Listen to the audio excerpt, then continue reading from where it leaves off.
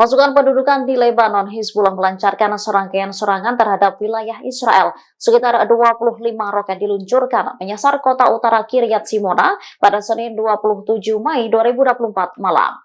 Hizbullah menyebut serangan ini membalas tindakan Israel yang menewaskan seorang anggota teror di luar rumah sakit Lebanon Selatan pada hari sebelumnya. Sementara militer Israel mengklaim mereka berhasil mencegat beberapa roket yang diluncurkan Hizbullah.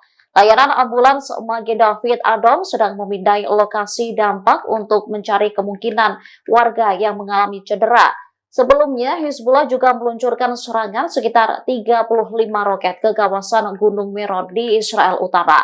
IDF mengatakan roket-roket tersebut menghantam daerah terbuka.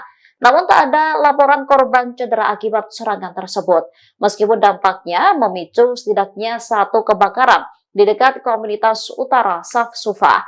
Serangan itu terjadi beberapa hari setelah makam Rabi Abad kedua Simon Bar Yochai di Gunung Meron dinyatakan sebagai zona militer tertutup. Download Tribun X sekarang, menghadirkan lokal menjadi Indonesia.